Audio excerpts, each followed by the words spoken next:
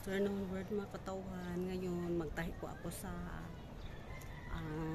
blanket ng pamangkin ko na pinaano ko na pinatabi ko na kasi malaki na yung ano niya oh.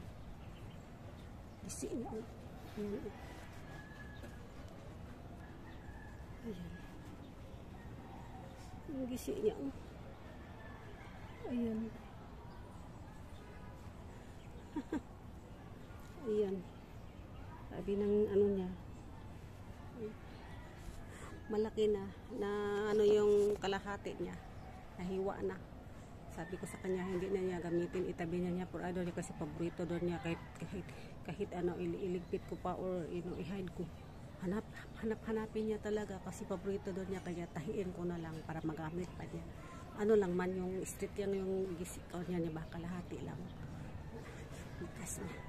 Tahiin ko lang kaya. Antay kayo. Oh.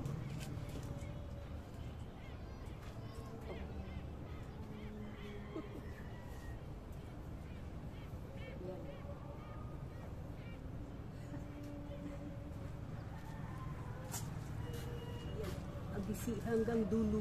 Ay, antayin niyo ako. Tahiin ko muna. Tahi tayo.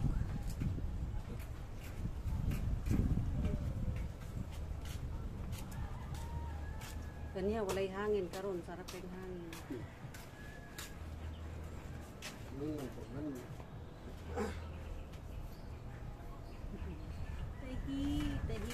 Tahi.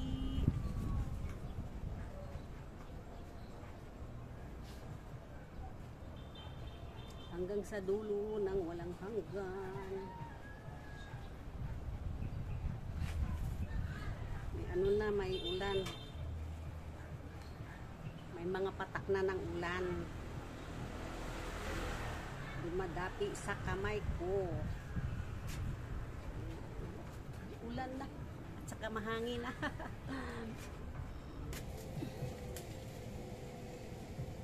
Yan.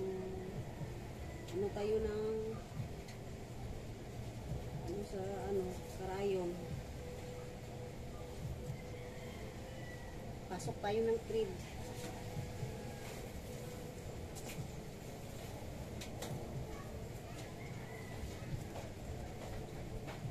Wala na eh.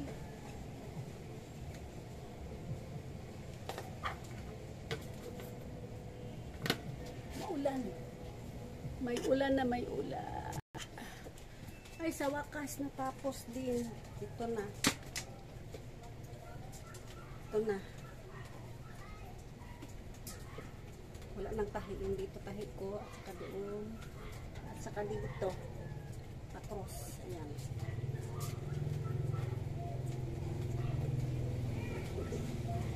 Okay na. Finally. Natapos ko ng tahi. Masaya ng pamangkin ko ngayon kasi magamit niya ng lubusan, hindi na ano paano.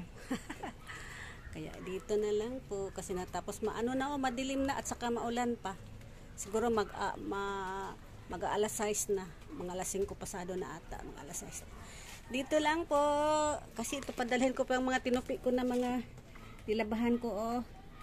Yung mga ito, bedsheet, blanket, at saka pillowcase.